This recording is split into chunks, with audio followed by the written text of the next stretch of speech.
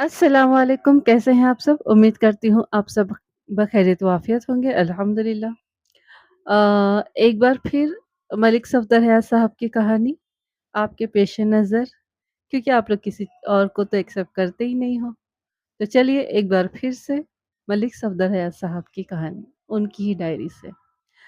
कहानी पढ़ लेते हैं, कहानी सुन लेते हैं और उसके बाद उसके बारे में बातें करेंगे। और आप लोग सुनते वक़्त ही प्लीज़ लाइक कर दिया करें, आपका एक लाइक मेरी इस वीडियो को आगे जाने में हेल्प करेगा। तो आप लोगों से रिक्वेस्ट है कि प्लीज़ लाइक करिए और इस वीडियो को आगे बढ़ाएँ, ताकि मैं थोड़ी-सी तरक्की कर लूँ। आप लोग इतना तोहफ़ा तो मुझे दे ही सकते हैं। चलिए अब आ जाते हैं कहानी की तरफ। एक सुबह एक एएसआई का 10-11 साल का लड़का किसी काम से थाने आया। उसने देखा कि उसके बाप ने एक नौजवान को उल्टा लटका रखा है और उस पर मुख्तलिफ तरीकों से तशद्दुद कर रहा है। लड़के ने खिड़की से यह मंजर देखा, कुछ देर वहां खड़ा रहा, फिर खामोशी से वापस चला गया। बाप को न उसके आने का पता चला और न जाने का। शाम के वक्त एएसआई ने मुझे बताया कि उसका बेटा घर से भाग गया है और वो उसकी तलाश में सरगोधा जा रहा है। सरगोधा में लड़के का ननिहाल था। एएसआई को पता चला था कि वो वहीं पर गया हुआ है। मेरे इस्तिफसार पर एएसआई ने मुझे बताया कि सुबह उसका बेटा परवेज थाने आया था और उससे मिले बगैर ही चला गया था। घर पहुंचकर उसने माँ से कहा, माँ मैं इस घर में नहीं रहूंगा। माँ ने हैरानी से उसकी तरफ देखा और पूछा, क्या बात है, तू इस घर में क्यों नहीं रहेगा? तेरे अब्बा ने तुझे कुछ कहा है, तुझे मारा है? परवेज ने नफी में सर हिलाया और बोला, मुझे तो नहीं मारा, पर अब्बा अच्छा आदमी नहीं है, मैं इस घर में नहीं रहूंगा। माँ फिक्रमंद हुई, पूछा, कुछ तो पता चले कि क्या हुआ है। अब्बा बहुत जालिम है, परवेज ने कहा, और ऐसा जालिम मेरा बाप नहीं हो सकता। वो एक आदमी को उल्टा लटका कर मार रहा था। तो उसने रोना शुरू कर दिया, बहुत बुरी तरह मार रहा था। वो आदमी चीखे मार रहा था और अब्बा को जरा रहम नहीं आया। मैं नाना के घर जा रहा हूँ, अब मैं यहाँ नहीं रहूंगा। माँ ने उसे समझाते हुए कहा, उस आदमी ने जरूर बहुत बड़ा जुर्म किया होगा। अपने अब्बा को घर आ लेने दो, मैं उनसे जरूर बात पूछूंगी।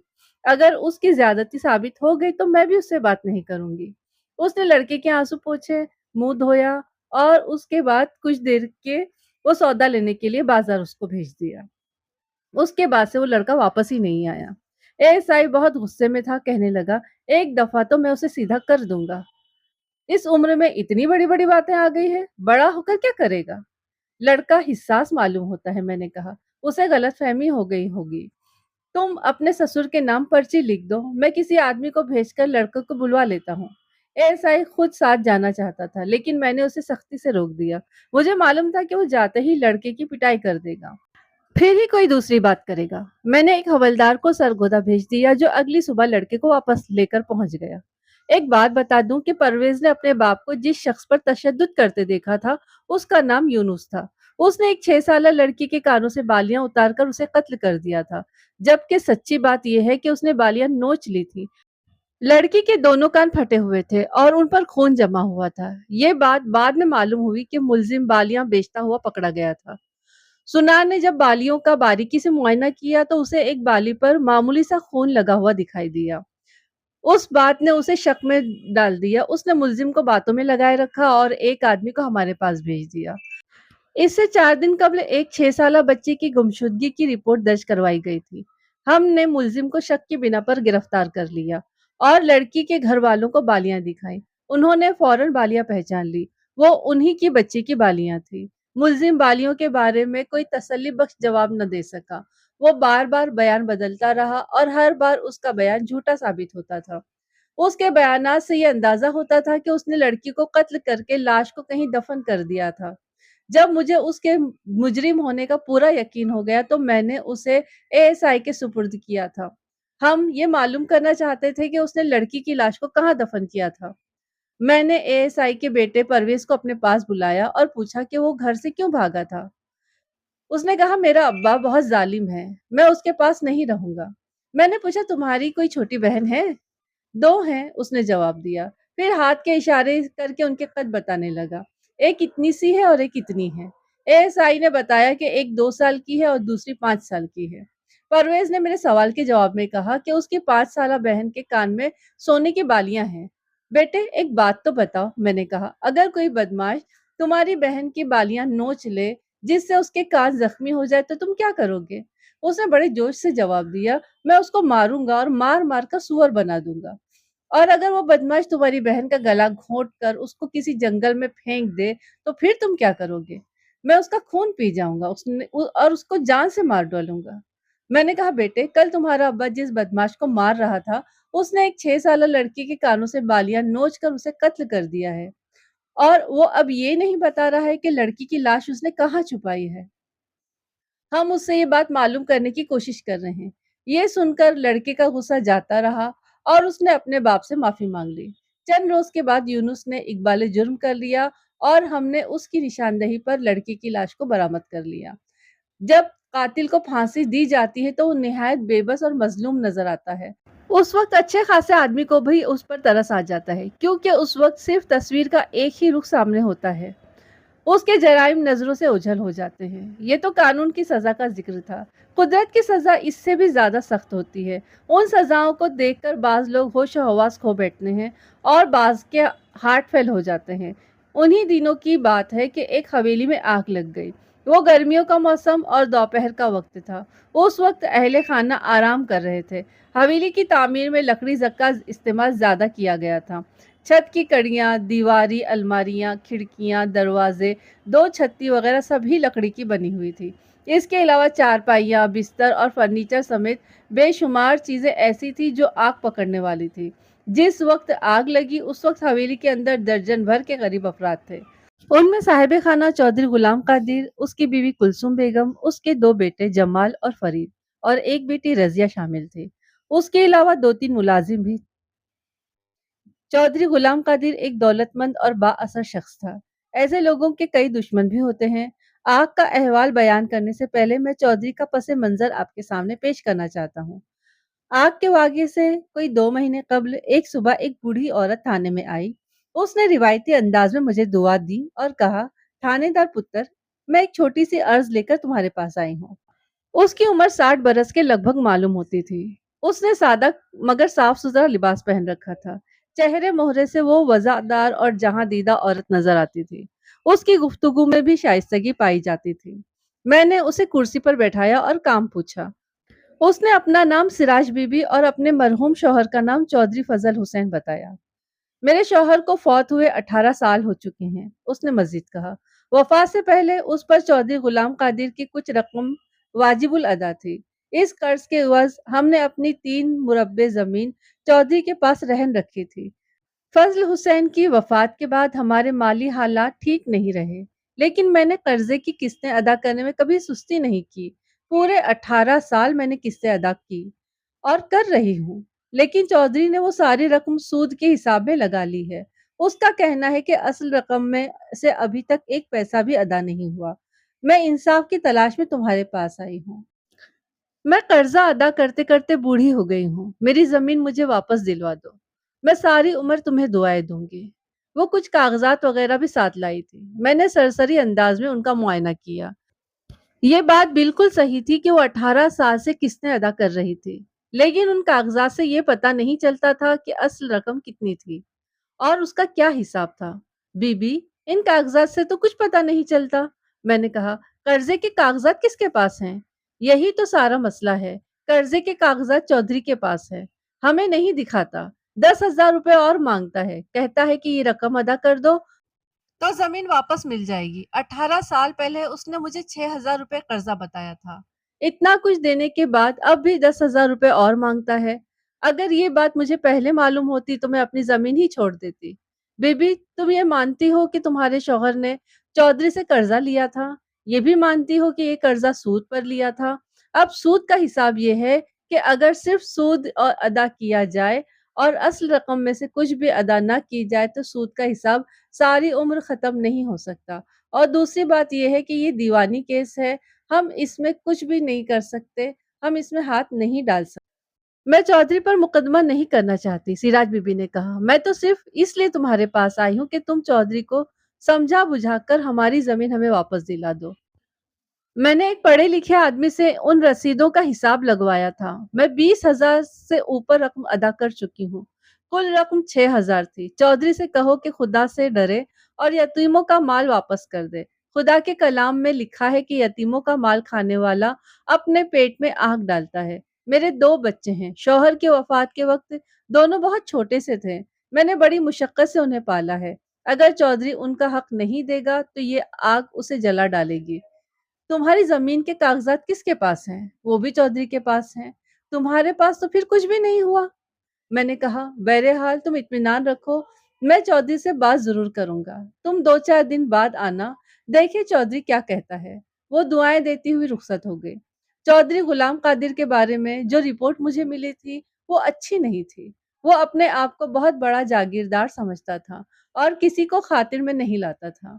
क्योंकि मामला एक बेवा औरत और यतीम बच्चों का था, इसलिए मैं उससे मिलने चला गया। मैंने सोचा शायद वो मेरे कहने पर बेवा औरत से नर्म रवैया इख्तियार करने पर तैयार हो जाए।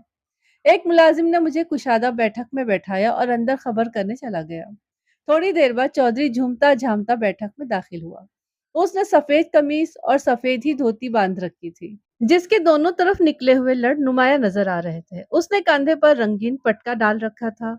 मूछें खासी घनी थी, कद 6 फुट से कुछ ज्यादा ही था और उम्र 70 साल के लगभग मालूम होती थी। उसने पुरजोश अंदाज में मुझसे हाथ मिलाया और गहरी नजरों से मुझे घूरते हुए बोला, मलिक साहब आज हमारी हवेली का रास्ता कैसे भूल गए?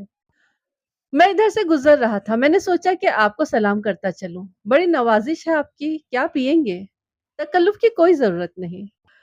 उसने भी ज्यादा जोर नहीं दिया। कुछ देर इधर उधर की बातें होती रही। फिर मैंने कहा, चौधरी साहब चंद रोज कबल एक बेवा औरत मेरे पास आई थी। कौन सी बेवा औरत? उसने आंखें फैलाई। इस बस्ती में बेवा औरतें बहुत हो गई हैं। उसने अपने शौहर का नाम चौधरी फजल हुसैन बताया था। इतने में एक 35-36 साला शख्स कमरे में दाखिल हुआ। उसने भी घनी मूछें रखी हुई थी और खासा कवीउल जिस्सा शख्स था। चौधरी ने उसे मुखातिब करते हुए कहा, पुत्र जमाल, मलिक साहब की बात सुनी तुमने? ये कहते हैं कि फजल हुसैन भी चौधरी था। ओ भाई, वही वही सिराज बीबी का बंदा। नौवारिद उसका बेटा जमाल कादिर था। उसने मुझे सलाम किया, सोफे पर बैठते हुए बोला, फजल हुसैन जिंदगी में तो चौधरी कभी नहीं था, मरने के बाद चौधरी बन गया हो तो पता नहीं। उसकी बेवा लोगों के बर्तन मांज मांज कर गुजारा करती है। मैंने उनकी बात को नजरअंदाज करते हुए कहा, चौधरी साहब, मैंने सुना है सिराज बीबी की कुछ जमीन आपके पास गिरवी रखी है। कादिर जमाल ने पूछा, क्या उसने हमारे खिलाफ कोई रिपोर्ट लिखाई है या कोई पर्चा कटवाया है?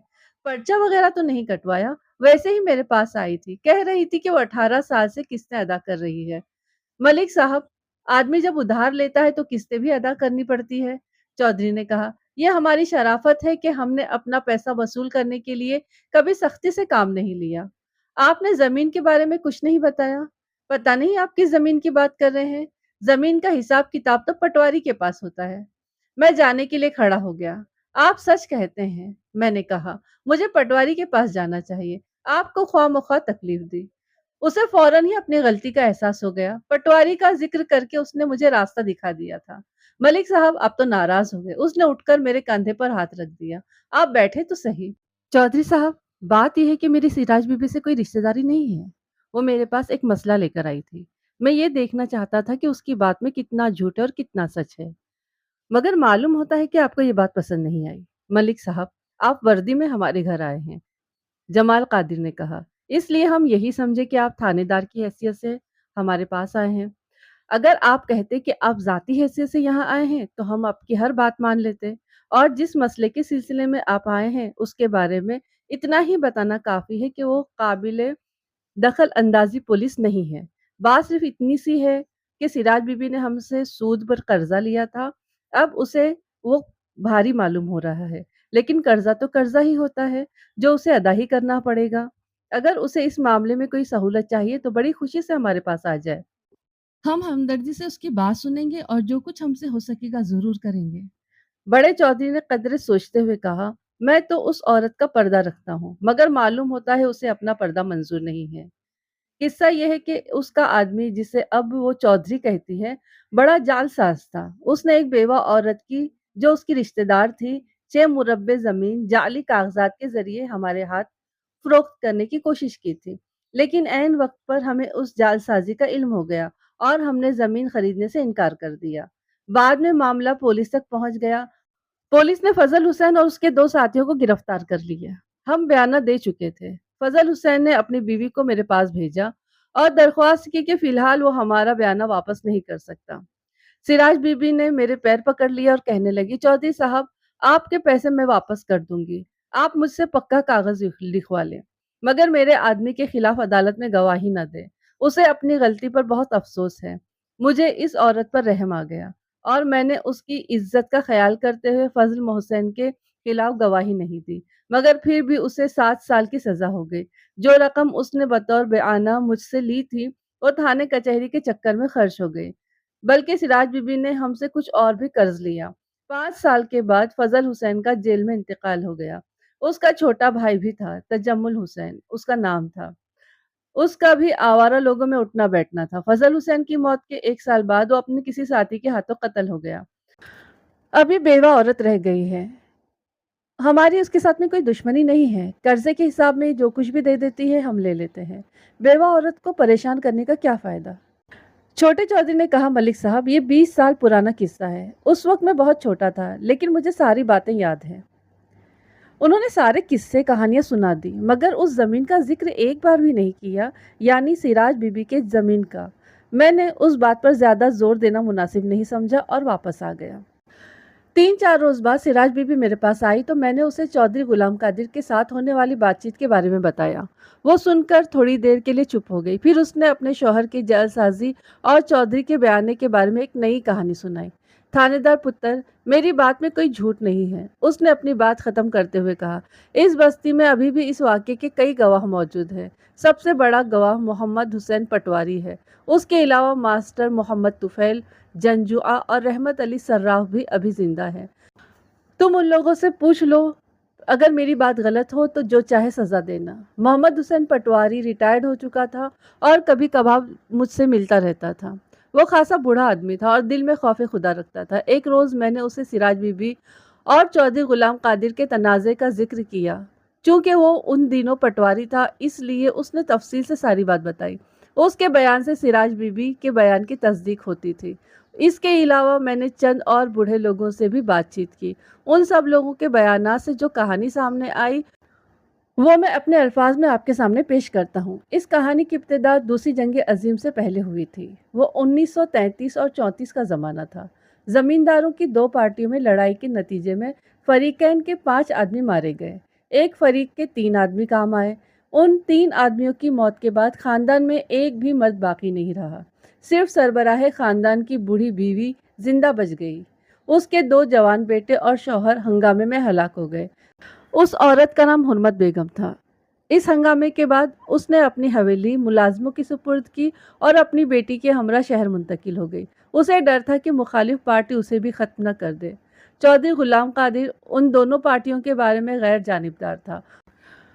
उसने देखा कि हुर्मत बेगम की जमीन संभालने वाला कोई शख्स नहीं बचा था। मर्द लड़ाई में मारे गए थे और जो होशियार वफादार मुलाजिम थे उनको पुलिस ने गिरफ्तार कर लिया था।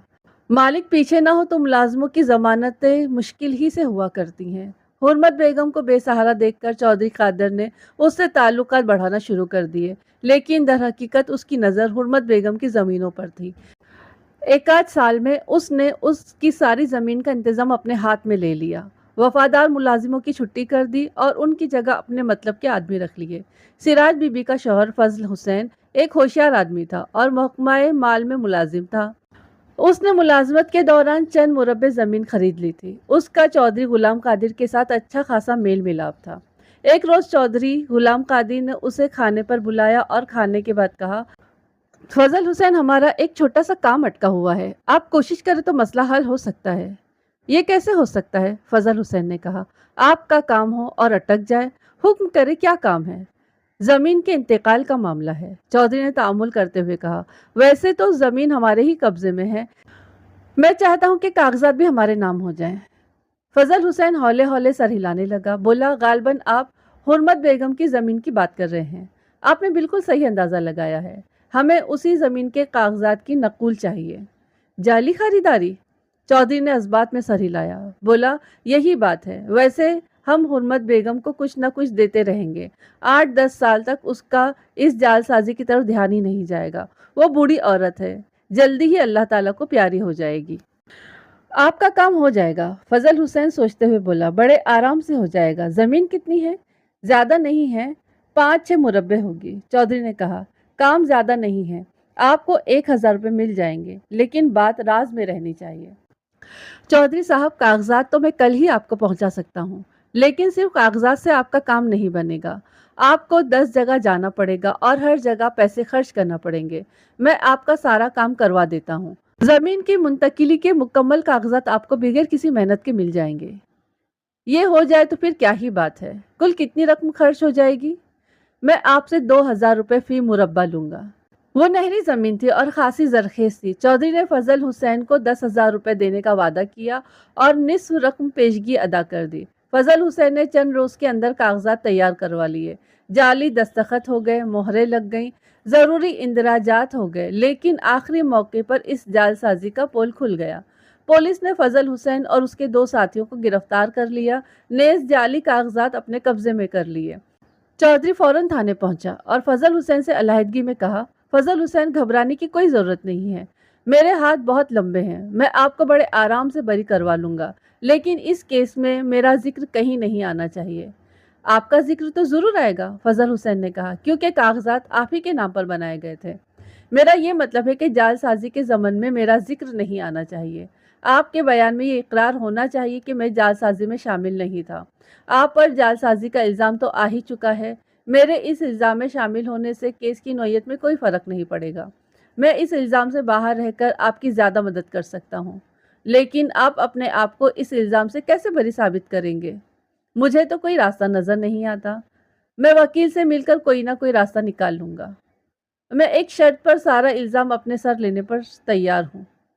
फजल हुसैन ने कहा, अगर केस मेरे खिलाफ हो गया तो आप उस रकम का मुतालबा नहीं करेंगे जो मैं आपसे पेशगी वसूल कर चुका हूँ। रकम की तुम फिक्र मत करो, दौलत आनी जानी शय है। फजल हुसैन चौधरी की बातों में आ गया और उसकी मर्जी के मुताबिक बयान दे दिया। उस बयान से चौधरी न सिर्फ कानून की गिरफ्त से बच गया, बल्कि इससे उसे हुर्मत बेगम के सामने अपनी सफाई पेश करने का जवाज मिल गया।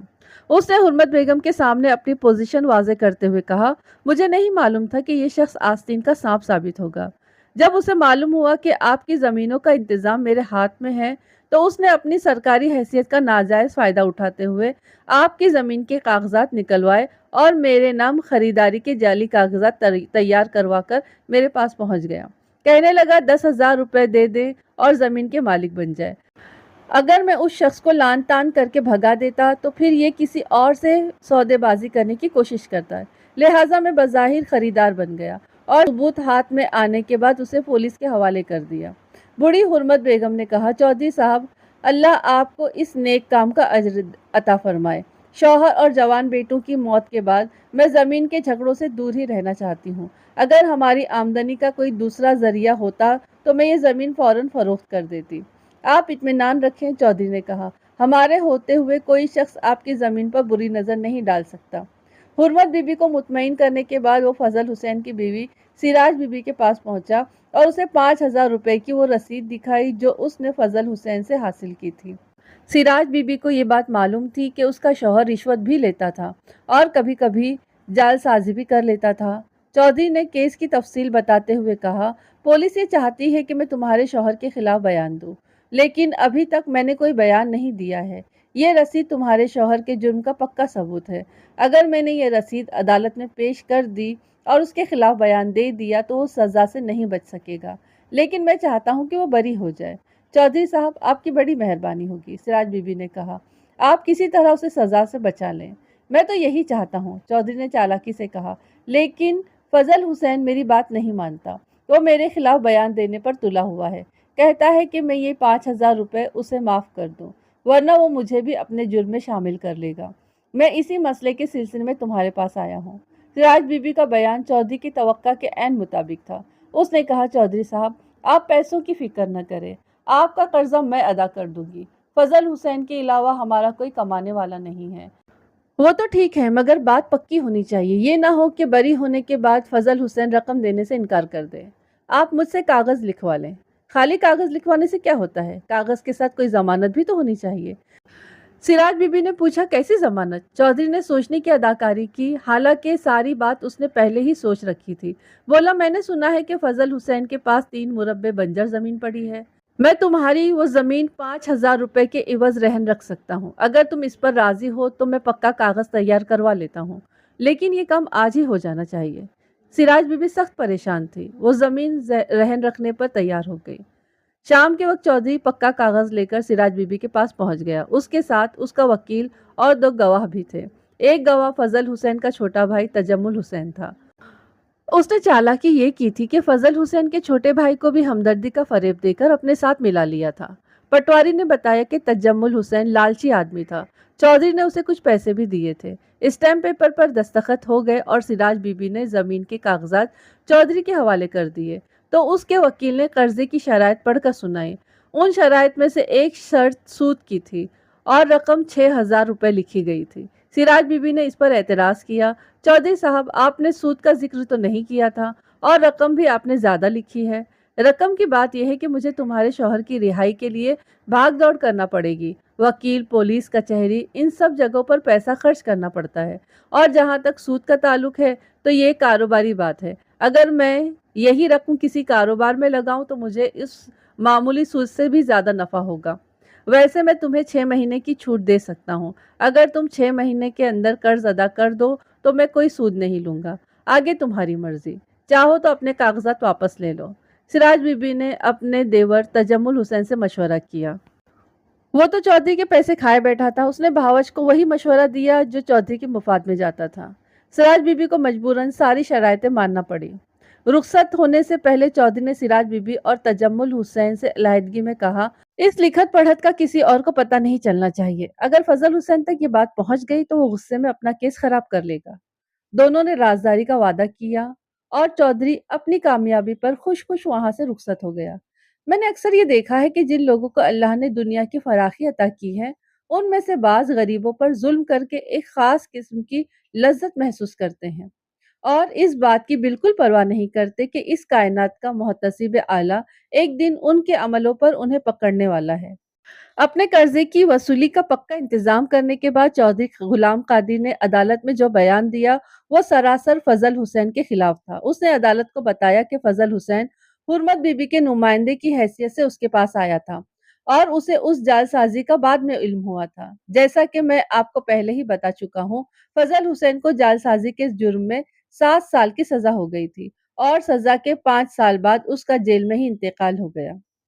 उसकी वफात के बाद उसके छोटे भाई तजम्मुल हुसैन ने चौधरी से भाई की जमीन की वापसी का मुतालबा शुरू कर दिया, लेकिन चौधरी की नीयत खराब थी। वो जमीन वापस करना नहीं चाहता था। तजम्मुल हुसैन के बारे में लोगों ने मुझे ये बताया कि वो खासा सख्त मिजाज आदमी था और कुछ जराइम पेशा लोगों से उसके ताल्लुकात भी थे।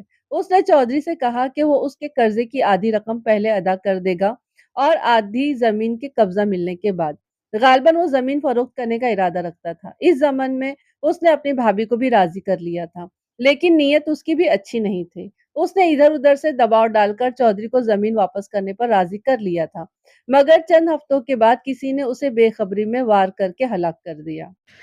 देवर की मौत के बाद सिराज बीबी ने खुद को बिल्कुल बेसहारा महसूस करना शुरू कर दिया। उस वक्त उसके सिर्फ 2 बच्चे थे, एक लड़की और एक लड़का। जब फजल हुसैन को सजा हुई तो उनकी उम्र अलग तरतीब 13 और 9 साल थी। लड़का छोटा था।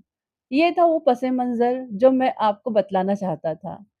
जब चौधरी गुलाम कादिर ने सिराज बीबी की ज़मीन के बारे में बात करने से इनकार कर दिया तो मैंने सिराज बीबी को मशवरा दिया कि वो तहसीलदार के दफ्तर से अपनी ज़मीन के बारे में पता करे और कोशिश करे कि ज़मीन के कागजात की नकुल हासिल कर ले।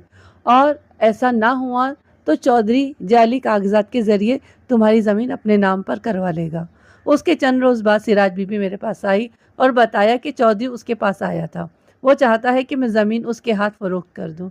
उसने मज़ीद कहा, उसका कहना है कि उसने मेहनत करके उस ज़मीन को काबिल काश्त बनाया है, इसलिए वो ज़मीन वापस नहीं कर सकता। 15-20 साल पहले वो ज़मीन बंजर पड़ी थी, लेकिन इन दिनों नई नहर की खुदाई से वो ज़मीन जरखेज़ हो गई थी और उसकी कीमत में भी इजाफा हो गया था। मेरे इस्तिफसार पर सिराज बीबी ने बताया कि चौधरी ने उसे 10,000 रुपए की पेशकश की है, यानी कर्जा ख़त्म समझिएगा। और 10,000 नकद में मिल जाएंगे। लेकिन सिराज बीबी जमीन छोड़ने के लिए तैयार नहीं थी। वो और उसकी औलाद 17-18 साल से जमीन की वागुजारी की उम्मीद लगाए बैठे थे। उन्हें तवक्का थी कि जमीन हासिल होने के बाद उनके दिन फिर जाएंगे। सिराज बीबी ने पुरनम आंखों से बताया कि उसका बेटा 13-14 साल की उम्र से काम करता है और उसकी बेटी सिलाई कढ़ाई का काम करती है। वो खुद भी 18 साल से मेहनत और मुशक्कत कर रही थी और उनकी आमदनी में से आधा हिस्सा जमींदार की जेब में चला जाता था, सिर्फ इस उम्मीद पे कि एक दिन उनकी ज़मीन उन्हें वापस मिल जाएगी और उनके घर में भी खुशहाली आ जाएगी। लेकिन अब चौधरी ज़मीन वापस करने पर तैयार नहीं था। इस किस्म के हालात देखकर बड़ा दुख होता है। वो कैसा इंसान था जो 18 साल से एक बेवा और 2 यतीमों की निस्फ आमदनी खा रहा था और अब उनकी ज़मीन वापस करने पर भी तैयार नहीं था। बहैसियत थानेदार मैं कुछ भी नहीं कर सकता था, क्योंकि वो दीवानी केस था। अगर मामला अदालत में जाता तो उसमें यकीनन बरसों लग जाते और हासिल फिर भी कुछ नहीं होता। मैंने इलाके के 2 मोतबर आदमियों से कहा कि वो इस बेवा की मदद करें और उसकी ज़मीन वापस दिलाने की कोशिश करें। अगर चौधरी वो ज़मीन खरीदना चाहता है तो उसे चाहिए कि वो मौजूदा वक्त की कीमत लगाए। वो दोनों मोतबरीन नाकाम वापस लौटाए। चौधरी ने न सिर्फ जमीन के मामले में ताउन करने से इनकार कर दिया, बल्कि मेरे बारे में धमकी आमेज कलमात भी कहे। उसने कहा कि मलिक सफदर हयात से कह देना कि हमारे मामले में दखल अंदाजी न करे, वरना मैं उसे लाइन हाजिर करा दूंगा। इतनी पहुंच है मेरी। उसके 2-3 रोज बाद वो थाने पहुंचा और बगैर किसी तहमीद के बोला, मलिक साहब, मैं एक शख्स के खिलाफ पर्चा कटवाना चाहता हूँ। तो उसने मुझे कत्ल की धमकी दी है। मैंने पूछा, उस शख्स का नाम पता क्या है? मैं उसे अभी बुलवा लेता हूँ थाने। उसका ख्याल था कि मैं उसकी बात सुनकर रिपोर्ट लिखने में पसो पेश करूंगा। मेरे जवाब से उसके चेहरे की सख्ती जाती रही और मेज के सामने रखी कुर्सी पर वो बैठ गया और बोला, उसका नाम अशरफ है। मैंने फौरन हवलदार को अपने कमरे में बुलाया और चौधरी गुलाम कादिर से अशरफ का पता पूछकर उसे नोट करवाया और कहा, अपने साथ एक आदमी को ले जाओ और इस शख्स को पकड़कर थाने ले आओ। हवलदार के जाने के बाद मैंने चौधरी के लिए बोतल मंगवाई और इधर उधर की बातें शुरू कर दी। सिराज बीबी की ज़मीन का जिक्र न मैंने किया न उसने किया। तकरीबन निस्फ घंटे के बाद हवलदार एक दुबले पतले नौजवान को लिए हुए मेरे कमरे में दाखिल हुआ। नौजवान की उम्र 25-26 साल के लगभग होगी। वो उन मिस्कीन लोगों में से मालूम होता था जिनकी सारी ज़िंदगी दूसरों की चाकरी करते हुए गुजर जाती है और अपने रवैये की वजह से वो पैदाइशी खिदमतगार मालूम होते हैं। वो कुछ खौफजदा सा कमरे में दाखिल हुआ। जब उसकी नज़र चौधरी पर पड़ी तो वो कदरे झुका, कंधे थोड़े से ऊंचे किए और आजिज़ाना अंदाज में दोनों हाथ सलाम के लिए बढ़ाए। लेकिन चौधरी ने दूसरी तरफ मुंह फेर लिया। उधर बात करो, उसने मेरी तरफ इशारा किया। तुम्हें थानेदार साहब ने बुलाया है। नौजवान ने मुझे झुककर सलाम किया और अदब से मेरे बोलने का इंतज़ार करने लगा। मेरा तजुर्बा कह रहा था कि वो नौजवान कोशिश करके भी किसी को धमकी नहीं दे सकता था। मैंने पूछा, क्या नाम है तुम्हारा? जी, मेरा नाम अशरफ हुसैन है, उसने जवाब दिया। काम क्या करते हो? जी, खराद का काम करता हूँ, लाहौर के एक कारखाने में। तो मैंने चौधरी की तरफ इशारा करते हुए कहा, इन साहब को जानते हो? जी जी, बड़ी अच्छी तरह जानता हूँ। इनसे हमारे बड़े पुराने ताल्लुकात हैं। मैं छोटा सा था जब ये पहली दफ़ा हमारे घर आए थे, पर आज उन्होंने मेरे सलाम का जवाब भी नहीं दिया। ओए, ज़्यादा बातें करने की ज़रूरत नहीं है, चौधरी ने उसे डांटा। मलिक साहब जो सवाल करते हैं उतना ही जवाब दो। बहुत अच्छा चौधरी साहब, उसने पहली दफ़ा सपाट लहजे में कहा। मुझे आप क्या डांटते हैं, मैं तो वैसे ही आपका नौकर हूँ, हुक्म का बंदा हूँ। अशरफ हुसैन, क्या तुमने चौधरी साहब को कत्ल की धमकी दी है? मैंने? कत्ल की धमकी? उसने हैरानी से कहा। नहीं जनाब, हरगिज नहीं। ऐसा कैसे हो सकता है? चौधरी साहब मेरे बुजुर्ग हैं, मैं उनकी बड़ी इज्जत करता हूँ। मैंने चौधरी से पूछा, ये कौन है? क्या इससे आपका कोई तनाज़ा चल रहा है? मलिक साहब, ये उसी बुढ़िया का बेटा है जो रोज़ आपके पास आंसू बहाने आ जाती है, वही सिराज बीबी। अच्छा अच्छा, ये बात है, मैंने कहा। उन लोगों ने अपनी ज़मीन आपके पास गिरवी रखी हुई है ना? वो एक अलग मसला है। ये धमकी इसने किस सिलसिले में दी है? जनाब, मैंने कोई धमकी नहीं दी। तुम ज़रा सब्र करो, मैंने चौधरी को सुनाने के लिए सख्त लहजे में कहा। मैं चौधरी साहब से बात कर रहा हूँ ना। चौधरी ज़रा खुश हुआ। वो समझा कि मैं उससे दबकर बात कर रहा हूँ। बोला, मलिक साहब, ये अनपढ़ और जाहिल आदमी है। उसको ये मालूम नहीं है कि मैंने इसके बाप के लिए क्या कुछ कर चुका हूँ। इसने मुझे क्यों धमकी दी, इसकी वजह तो यही जाने। मेरे पास गवाह मौजूद हैं। आप इसके खिलाफ पर्चा काटें और ज़रूरी कार्रवाई करें। धमकी की वजह खुद ब खुद सामने आ जाएगी। अशरफ हुसैन परेशानी के आलम में कभी मेरी तरफ देखता था और कभी चौधरी की तरफ। मैंने हेड कलर को बुलाया और कहा कि वो चौधरी साहब की रिपोर्ट रोजनामचे में दर्ज कर ले। मैंने चौधरी के साथ हमदर्दाना रवैया बरकरार रखा और रिपोर्ट में रहनशुदा ज़मीन और कर्जे का जिक्र भी कर दिया। मैं ये बात रिकॉर्ड पर लाना चाहता था कि सिराज बीबी ने अपनी 3 मुरब्बे ज़मीन 6,000 रुपये में चौधरी गुलाम कादिर के पास रहन रखी थी और 18 साल गुजरने के बावजूद कर्जा अदा नहीं कर पाई थी। उसके बेटे अशरफ हुसैन के दिल में उसकी वजह से रंजिश पाई जाती थी और उसने चौधरी को कत्ल करने की धमकी दी थी। रिपोर्ट दर्ज हो गई और चौधरी ने उस पर दस्तखत भी कर दिए। अगले रोज मैंने चौधरी के बताए हुए गवाहों के बयानात भी ले लिए और उनसे भी ये बात कहलवाई कि सारा झगड़ा मरहूना जमीन की वजह से है। अशरफ हुसैन को मैंने कुछ देर थाने में बिठाए रखा और फिर ये समझाकर घर भेज दिया कि वो 1-2 रोज़ घर से बाहर ना निकले। तीसरे रोज़ मैंने सिराज बीबी को थाने बुलाया और उसकी तरफ से चौधरी गुलाम कादिर के खिलाफ खयानत जुर्माने का पर्चा कटवाया और रिपोर्ट का खुलासा ये था। चौधरी गुलाम कादिर ने 18 साल कबल 6,000 रुपये के इवज़ सिराज बीबी की 3 मुरब्बे ज़मीन रहन रखी थी। मुद्दआ अलैहि यानी चौधरी ने मुद्दइया की नाख्वानदा होने का फ़ायदा उठाते हुए रसीद में सूद की शर्त भी शामिल कर दी थी।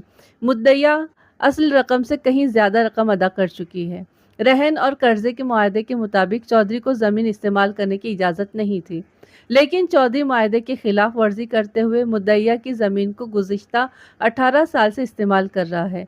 मुद्दइया ने ये दरख्वास्त की थी कि मुद्दा अलैहि से न सिर्फ उसकी ज़मीन वापस दिलाई जाए बल्कि 18 साल की पैदावार का कम से कम निस्फ हिस्सा भी दिलाया जाए। ये रिपोर्ट दर्ज करने के बाद मैंने एक तुंद मिजाज एएसआई को तफ्तीश के लिए भेज दिया और उसको समझा दिया कि वो चौधरी के साथ हरगिज़ भी कोई नरमी ना करे। चंद घंटों के बाद एएसआई वापस आ गया और बताया कि चौधरी ने उसे लंबी चौड़ी रिश्वत की पेशकश की थी। मैंने पूछा, तुमने क्या जवाब दिया? मैंने रिश्वत लेने से साफ इनकार कर दिया। उसने मुझे बताया। ये सुनकर उसने मुझे धमकियां देने की कोशिश की। इस पर मैंने भी सख्ती से बात की और कहा कि ये मामला हमारे हाथ में नहीं रहा। हमें ऊपर से हिदायत मिली है कि बेवा के साथ इंसाफ किया जाए। मेरा ख्याल है कि चौधरी आपसे बात करने आएगा। उसका ख्याल सही निकला। शाम के वक्त चौधरी चंद आदमियों को हमरा लिए मेरे थाने पहुंच गया। मैंने उसे कुछ देर बाहर बिठाए रखा। 15-20 मिनट के बाद वो मेरे मातहतों के साथ उलझने लगा। तब मैंने उसे अंदर बुला लिया। उसके साथियों को बाहर ही बिठाए रखा। मलिक साहब, ये क्या अंधेर नगरी मची हुई है? उसने आते ही कहा। आपके नीचे वाले तो आपसे भी 2 हाथ आगे जा रहे हैं। मैं 1 घंटे से बाहर बैठा इंतजार कर रहा था। इतना इंतजार तो मुझे डिप्टी कमिश्नर के दफ्तर में भी नहीं करना पड़ता। मैं ज़रा मसरूफ़ था। मैंने खुश्क लहजे में कहा। इस वक्त गवर्नर भी आता तो उसे भी इंतज़ार करना पड़ता। हुक्म करें, मैं आपकी क्या खिदमत कर सकता हूँ? सुबह आपका एक एएसआई हमारे पास आया था। बड़ा शोर मचा रहा था। मुझे पता चला है कि उस माई ने हमारे खिलाफ कोई पर्चा कटवाया है। मालूम होता है कि उसके दिन पूरे हो गए हैं। वो क्या समझती है अपने आप को? चौधरी साहब, ये थाना है। मैंने कहा, हम हर शख्स की फरियाद सुनने के पाबंद है। हमें भी जवाब देना पड़ता है। आपका एएसआई कह रहा था कि इस मामले में आपको ऊपर से हुक्म मिला है। क्या ये सच है? हम आपको अंदर की बातें नहीं बता सकते और ना ही हम किसी को ऊपर जाने से रोक सकते हैं। आप अपना जवाब दाखिल कर दें। हम अपनी तफ्तीश मुकम्मल करके केस अदालत में पेश कर देंगे। उसने कुछ देर सोचा, फिर बोला, एक काम करें, मैंने अशरफ के खिलाफ जो रिपोर्ट दर्ज कराई है उसे ख़त्म कर दें। मैंने नफ़ी में सर हिलाया। वो रिपोर्ट ख़त्म नहीं हो सकती क्योंकि उसकी नकल एसपी के दफ्तर में जा चुकी है। छोड़े मलिक साहब, आप चाहें तो सब कुछ हो सकता है और खर्चे वर्चे की फिक्र न करें। हमने पैसा खर्च करने में कभी कंजूसी नहीं की। हुक्म करें, क्या चाहिए आपको? नहीं, इस केस में सौदेबाजी नहीं हो सकती। मेरा ख्याल है कि आप ऊपर वालों से डरते हैं। अच्छा, एक काम करें, माई को यहाँ बुला ले और हमारा राजीनामा करा दे। आपकी ये बात माकूल है। मैंने कहा, सुलह सफाई बहुत अच्छी चीज़ है। मैं आदमी को भेजकर सिराज बीबी को बुला लेता हूँ। मैंने एक हवलदार को बुलाया और कहा, सिराज बीबी और उसके बेटे अशरफ को बुला लाओ। उन्हें साथ ही ले आना। हवलदार के जाने के बाद चौधरी ने कहा, मलिक साहब, केस की तफसील तो आपको मालूम ही है। अगर आप थोड़ी सी कोशिश करें तो ये मामला जल्द हल हो जाएगा। मैं कोशिश करने के लिए ही कुर्सी पर बैठा हुआ हूँ। आप मेरा मतलब नहीं समझे। चौधरी ने कहा, असल झगड़ा ज़मीन का है। मैं ये ज़मीन किसी सूरत में नहीं छोड़ना चाहता। हमने इस ज़मीन पर बड़ी मेहनत की है, उसे काश्त के काबिल बनाया है। एक बात और भी है, हम ये बर्दाश्त नहीं कर सकते कि एक कम्मी ख़ानदान हमारे मुकाबले पर खड़ा हो जाए। ज़मींदार और चौधरी कहलवाने लगे। मलिक साहब, इस बात पर तो हम लोग सर कटवा लिया करते हैं या फिर सर काट लेते हैं। चौधरी साहब, राजीनामा दो तरफा होता है, मैंने कहा। सिर्फ एक फरीक की शर्तों पर राजीनामा नहीं हुआ करता। वैसे मैं सिराज बीबी को समझाऊंगा कि वो जमीन फरोख्त करने पर राजी हो जाए। मैं भी यही चाहता हूँ, उसने कहा। अगर वो इस बात पर राजी नहीं होगी तो नुकसान उठाएगी। उसकी हर बात में धमकी का पहलू गालिब था। थोड़ी देर बाद सिराज बीबी हवलदार के हमरा थाने पहुंच गई। उसके साथ उसके बेटे अशरफ के अलावा मोहम्मद हुसैन पटवारी भी था। चौधरी ने पटवारी को देखकर तेवरी चढ़ाई और पूछा, आप किस सिलसिले में यहाँ पर आए हैं? मैं सिराज बीबी के कहने पर आया हूँ, बूढ़े पटवारी ने कहा। उसकी उम्र 70 के लगभग थी। दो सुलह करने वालों के दरमियान गवाह का होना बहुत जरूरी है। चौधरी साहब, आप कोई फिक्र न करें, मैं कोई नाइंसाफी की बात नहीं करूंगा। मोहम्मद हुसैन, यहाँ इंसाफ या नाइंसाफी का नहीं, खानदानी इज्जत का मसला है। खैर, आप आ ही गए हैं तो बैठें, लेकिन एक बात का ख्याल रखें, मैं अपने मामले में किसी की बेजा दखल अंदाजी पसंद नहीं करता। फिर वो सिराज बीबी की तरफ मुतवज्जा हुआ। हाँ तो माई, मैंने मलिक साहब के साथ सारी बात कर ली है। तुम बोलो क्या चाहती हो? चौधरी के तर्ज तखास्तुब से अशरफ का चेहरा सुर्ख हो गया। बोला, चौधरी साहब, हम लोग गरीब जरूर हैं लेकिन रजील नहीं हैं। मेरी माँ आपसे उम्र में बहुत छोटी हैं। आप उन्हें माई कहकर मुखातिब ना करें। और तुम कौन से लाट साहब के पुत्र हो? चौधरी ने गुस्से से कहा। तुमसे तो हमारे नौकर चाकर ही ज्यादा अच्छे हैं। हम अपने मुकाबले पर खड़े होने वालों के सर उतार दिया करते हैं। तुम हो क्या चीज? तुझे याद नहीं रहा कि तेरा बाप एक आदि मुजरिम था, रिश्वतखोर, जालसाज, जिसकी मौत जेल के अंदर वाक़ हुई थी? कहता है कि हम रजील नहीं। हाँ। अशरफ ने कुछ कहने के लिए मुंह खोला, लेकिन उसकी माँ ने उसे रोक दिया। बोली, कोई बात नहीं बेटा, हर बात का जवाब देना जरूरी नहीं होता। हम चौधरी के मुकाबले पर नहीं खड़े हो सकते। चौधरी साहब, मुझे सिर्फ अपना हक चाहिए और कुछ नहीं। चौधरी ने हिकारत से कहा, अगर हक की बात है तो फिर तुम्हारा कुछ भी नहीं है। तुम्हारी जमीन 18 साल पहले हमारी हो गई थी। तुमने 6 महीने के वादे पर कर्जा लिया था और ये बात हर शख्स जानता है कि अगर मुकर्ररा मुद्दत के अंदर कर्जा वापस ना किया जाए तो रहनशुदा चीज जब्त हो जाती है।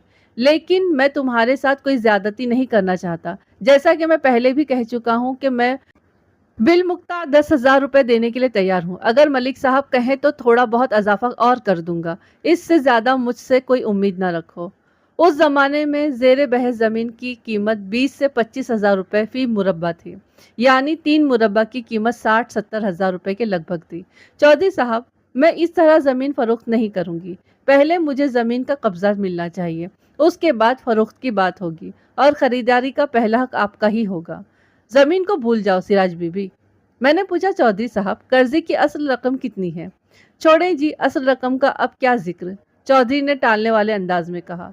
वो बात तो कब की खत्म हो चुकी है। वो बात कैसे खत्म हो चुकी है? अशरफ ने कहा। अगर वो बात खत्म हो गई थी तो अब तक आप हमसे किस्तें क्यों वसूल करते रहे थे? ओ काका, तू अपनी बूथी बंद रख। क्यों जी, मैं क्यों अपनी बूथी बंद रखूं? मैं अपनी 12-13 साल की मेहनत की कमाई आपकी झोली में डालता रहा हूं। आप मुझे बोलने से नहीं रोक सकते। मैंने कोई नाजायज बात नहीं की है। मोहम्मद हुसैन पटवारी ने पहली बार गुफ्तगू में हिस्सा लेते हुए कहा। चौधरी साहब, ठंडे दिल से बातचीत करके कोई समझौता कर ले, गुस्से से बात नहीं बना करती। मैंने कहा, चौधरी साहब, पहले ये बात हो जानी चाहिए कि तनाज़े की बुनियाद क्या है, उसके बाद ही बात आगे बढ़ाई जा सकती है। इससे पहले आप कर्जे की रकम बताएं, फिर ये बताएं कि कुल कितनी रकम बाकी है। कर्जे की कुल रकम 5,000 थी, सिराज बीबी ने कहा। 5 नहीं, 6,000, चौधरी ने फौरन कहा। कागज में तो 6,000 ही लिखी है, सिराज बीबी ने कहा, मगर असल रकम तो 5,000 ही थी। आपने 1,000 रुपये मेरे आदमी के मुकदमे पर खर्च करने का वादा किया था, मगर उल्टा उसके खिलाफ बयान देकर उसे सज़ा करवा दी। क्या मतलब है तुम्हारा? सज़ा करवा दी? चौधरी ने जानना चाहा। सज़ा देना अदालत का काम है। मैंने वही बयान दिया था जो मुझे देना चाहिए था, और जालसाजी करने वालों को अदालत सज़ा ही दिया करती है। इस बहस में पड़ने की कोई ज़रूरत नहीं है, मैंने कहा। हम उसी रकम को तस्लीम करेंगे जो रसीद में लिखी हुई है। क्यों जी चौधरी साहब, ठीक है ना? जी, जी हाँ, बिल्कुल ठीक है। सिराज बीबी, अब तुम ये बताओ कि तुम कितनी रकम अदा कर चुकी हो? अल्लाह आपका भला करे, 20,000 से ज़्यादा दे चुकी हूँ, सिराज बीबी ने जवाब दिया। मेरे पास चौधरी साहब के हाथ की लिखी हुई रसीदें मौजूद हैं। 20,000? 20,000 रुपये? पटवारी ने हैरानी से कहा। और अभी तक कर्जा अदा नहीं हुआ? मोहम्मद हुसैन, इसमें हैरान होने की कोई बात नहीं है, चौधरी ने कहा। कर्जा सूद पर लिया गया था।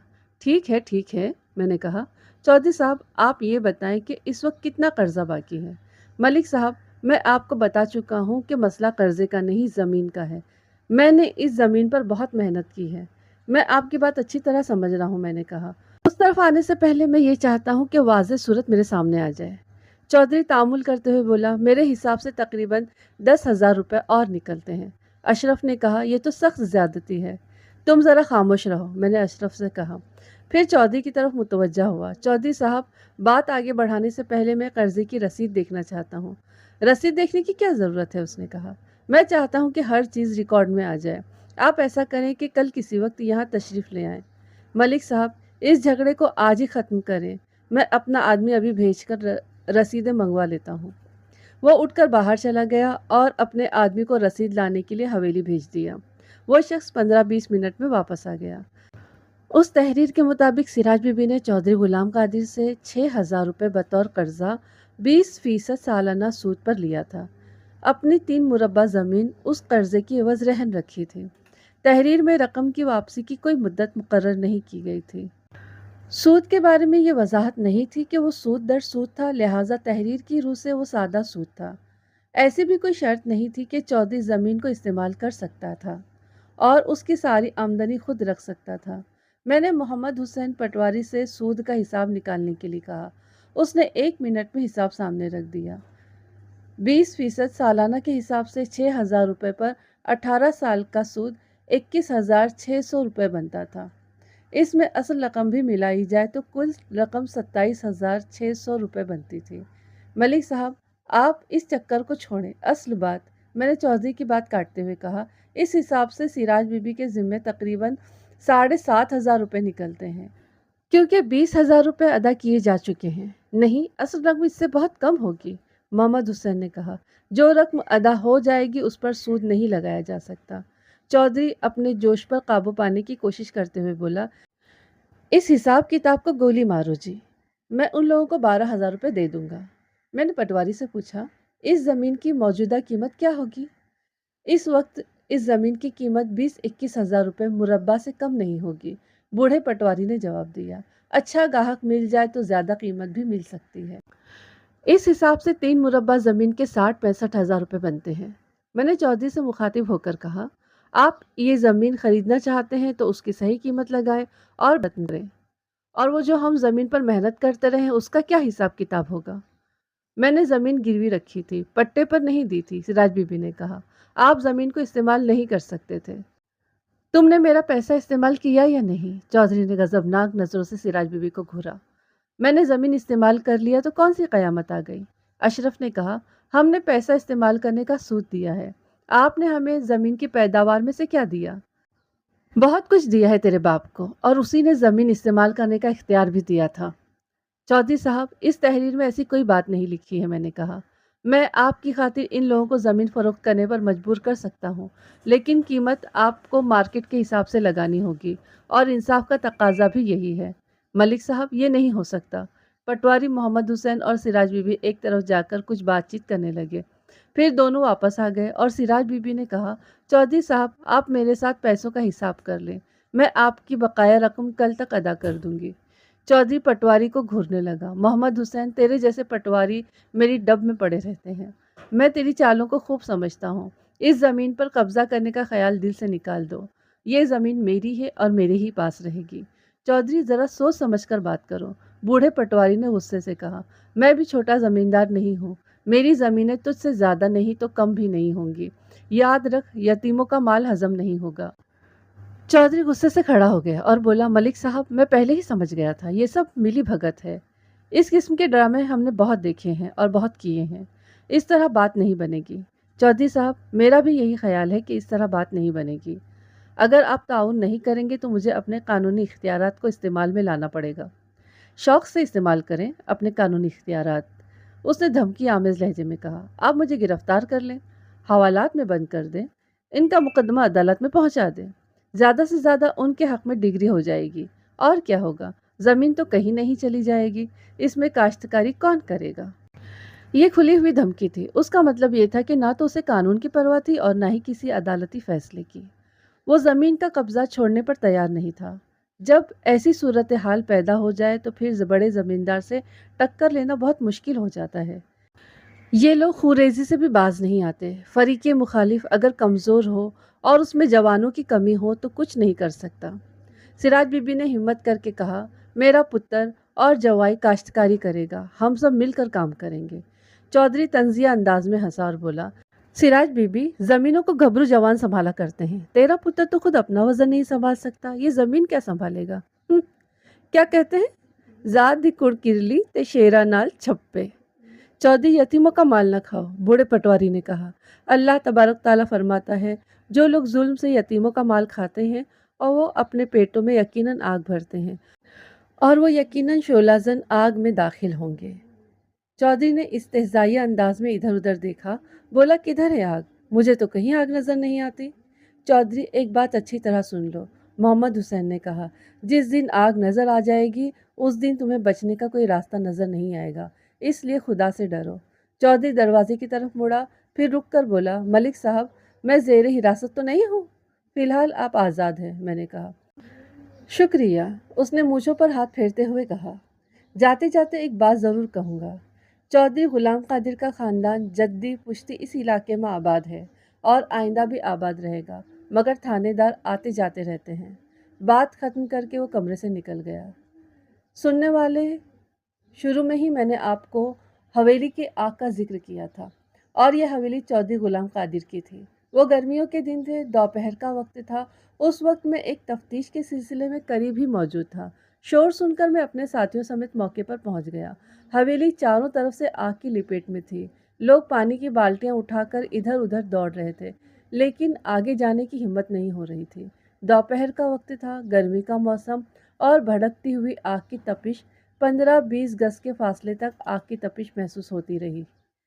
सिर्फ 5 रोज पहले चौधरी गुलाम कादिर ने इस्तेहज़ाइया अंदाज में कहा था, किधर है आग? मुझे तो आग कहीं नजर नहीं आती। और मोहम्मद हुसैन पटवारी ने कहा था, जिस दिन आग नजर आ जाएगी उस दिन तुम्हें बचने का कोई रास्ता नजर नहीं आएगा। ये सारी बातें लफ्ज ब लफ्ज पूरी हो रही थी। लोग चीख चीख कर एक दूसरे को बता रहे थे कि चौधरी का पूरा खानदान आग में घिरा हुआ है, उनके लिए कुछ करना चाहिए। औरतें आह व बका कर रही थी। लोग पानी की बाल्टियां भर भर कर ला रहे थे, आग की तरफ फेंक रहे थे, मगर पानी आग तक नहीं पहुंच रहा था। हर तरफ भगदड़ मची हुई थी। अचानक सहन की तरफ से ज्यादा शोर सुनाई दिया। लोगों का हुजूम उस तरफ भागा। मैं भी सहन में पहुंच गया। उस तरफ ख्वाबगाह की एक खिड़की खुली हुई थी। खिड़की के रास्ते धुएं के बादल बाहर निकल रहे थे, लेकिन खिड़की अभी तक आग की लपेट में नहीं आई थी। उस खिड़की के पास एक चीखता हुआ हेवला नजर आया। वो दोनों हाथ चिल्लाते हुए मदद के लिए पुकार रहा था, लेकिन वो बाहर नहीं आ सकता था क्योंकि खिड़की पर मजबूत सलाखें लगी हुई थी और दरवाज़ा आग की लपेट में था। किसी ने चीख कर कहा, ये बड़े चौधरी साहब हैं, ये बड़े चौधरी साहब हैं, खुदा के लिए कोई इनकी मदद करे। मसला ये था कि खिड़की बरामदे में थी और बरामदा भी आग की लपेट में था। लोग मदद के लिए आगे बढ़ते थे और आग की तपिश महसूस करके पीछे हट जाते थे। कुछ लोग कहीं से एक बड़ा शहतीर उठा लाए और दरवाजे को ठोकरे मारने लगे। तब ही मैंने देखा कि दरवाजे को बाहर से कुंडी लगी हुई थी। मेरे जहन में फौरन तखरीबकारी का ख्याल आया। क्या किसी ने ख्वाबगाह का दरवाज़ा बाहर से बंद करके हवेली को आग लगा दी थी? शहतीर की मुसलसल चोटों से दरवाजे के दोनों पट फर्श पर ढेर हो गए। वो निस्फ से ज़्यादा जल चुके थे और उनमें हुनूज आग भड़क रही थी। दरवाज़ा गिरने के साथ ही एक हेवला तेजी से दरवाजे में नमूदार हुआ, लेकिन जैसे ही उसने बरामदे में कदम रखा, एक जलता हुआ शहतीर उसके सर पर गिरा और वो शहतीर के साथ ही फर्श पर ढेर हो गया। बाहर खड़े लोगों की बेसाख्ता चीखें निकल गई। चंद लोगों ने चादरें गीली करके अपने गिर्द लपेटी और खुद को खतरे में डालकर जलते हुए शख्स को पैरों से पकड़कर बाहर लेकर आए। वो चौधरी गुलाम कादिर था। उसका पूरा लिबास बल्कि जिस्म तक जल चुका था। उसके तरफ देखकर बदन पर हैबत तारी होती थी। आग ने उसके जिस्म को मस्क करके रख दिया था। जब उसका मुआयना किया गया तो पता चला कि उसके अंदर जिंदगी की कोई रमक बाकी नहीं रही थी। वो मर चुका था। लोग रोने लगे, औरतें बैन करने लगी। मैं एक तरफ खड़ा हो गया। मुझे एएसआई का वो 11 साला बेटा याद आ गया, जो बाप को जालिम समझकर घर से भाग गया था। उस वक्त मेरी आंखों के सामने वैसा ही मंजर था। वहाँ कई लोग कुदरत को ظالم سمجھ رہے تھے، چودھری کو مظلوم سمجھ رہے تھے، اس کی ہولناک موت پر آنسو بہا رہے تھے، کیونکہ اس وقت ان کے سامنے تصویر کا صرف ایک رخ تھا، ان کو چودھری کے ظلم نظر نہیں آ رہے تھے۔ اس وقت یہ بات سوچنے والا کوئی نہیں تھا کہ چودھری غلام قادر نے یتیموں، بیواؤں اور مجبور لوگوں پر کتنے ظلم کیے تھے۔ وہ یتیموں کی آہوں کی آنکھ تھی جس نے اسے جلا کر راکھ کر دیا۔ آگ میں 9 افراد جل کر ہلاک ہو گئے تھے۔ چودھری کے خاندان میں سے بس ایک شخص زندہ بچا تھا۔ وہ چودھری کا 26-27 سالہ بیٹا تھا۔ اس کا نام فرید قادر تھا اور وہ پیدائشی پاگل تھا۔ اگلے روز جب ایک ہی وقت میں 9 جنازے اٹھے تو ہر شخص سوگوار اور پرنم تھا، لیکن فرید اچھل اچھل کر تالیاں بجا رہا تھا اور خوش ہو رہا تھا۔ اس کے خیال میں وہ کوئی تفریحی میلہ تھا۔ چونکہ مجھے اس حادثے کے بارے میں تخریبی یا انتقامی کارروائی کا شبہ تھا، اس لیے میں نے حویلی کے گرد پہرا بیٹھا دیا۔ آگ اگرچہ بجھ چکی تھی، مگر رات بھر دبی ہوئی آگ سے دھواں اٹھتا رہا۔ حویلی کھنڈر بن چکی تھی، کئی کمروں کی چھتیں بیٹھ گئی تھیں۔ اگلی صبح 5 آدمی تھانے آئے۔ ان میں سے ایک شخص چودھری غلام قادر کا دور کا رشتہ دار تھا۔ اس نے اپنا نام رجب علی بتایا اور کہا کہ وہ چودھری غلام قادر اور اس کے خاندان کے قتل کی رپورٹ درج کروانا چاہتا ہے۔ وہ ادھیڑ عمر کا پڑھا لکھا شخص نظر آتا تھا۔ باقی 4 افراد چودھری غلام قادر کے ملنے جلنے والے اور پڑوسی تھے۔ میں اس وقت تفتیش کے لیے حویلی جانے کا ارادہ کر ہی رہا تھا۔ میں نے ان لوگوں کو یہ بات بتائی اور کہا کہ رپورٹ ابتدائی چھان بین کے بعد ہی لکھی جائے گی۔ اب یہ فیصلہ نہیں ہوا ہے کہ آگ دانستہ لگائی گئی تھی یا وہ ایک اتفاقی حادثہ تھا۔ آگ دانستہ لگائی گئی تھی، رجب علی نے کہا۔ ہم اسی لیے آپ کے پاس حاضر ہوئے ہیں۔ کیا آپ کسی ثبوت کے ساتھ آئے ہیں؟ جی ہاں، ثبوت کے ساتھ ہی آئے ہیں۔ یہ بات آپ کے علم میں ہوگی کہ چودھری صاحب کا اشرف حسین نامی ایک شخص سے زمین کا تنازع چل رہا تھا۔ اس شخص نے چند روز پہلے چودھری صاحب کو دھمکی دی تھی کہ وہ ان کی حویلی کو آگ لگا دے گا۔ یہ بات مرحوم چودھری صاحب نے 2 روز پہلے ہمیں بتائی تھی۔ یہ سب لوگ وہاں موجود تھے۔ اور دوسری بات یہ ہے کہ آگ لگنے سے پہلے کچھ لوگوں نے اشرف حسین کو حویلی کے آس پاس منڈلاتے ہوئے دیکھا تھا۔ اس سازش میں محمد حسین پٹواری بھی شامل ہے۔ اس کا نام بھی رپورٹ میں شامل کر لیں۔ چودھری صاحب نے بتایا تھا کہ محمد حسین پٹواری اشرف حسین کی زمین خریدنا چاہتا تھا، رجب علی کے ایک ساتھی نے کہا، اور وہی اسے چودھری صاحب کے خلاف بھڑکا رہا تھا۔ اشرف حسین کے خلاف ہم پہلے ہی پرچہ کاٹ چکے ہیں، میں نے انہیں بتایا۔ چودھری صاحب نے چند روز پہلے اس کے خلاف رپورٹ درج کروائی تھی۔ آپ فکر نہ کریں، میں اسے تھانے میں بلا کر اچھی طرح پوچھ گچھ کرتا ہوں۔ اگر مجھے اس کے خلاف کوئی شہادت ملی تو میں اس کے ساتھ کوئی نرمی نہیں کروں گا۔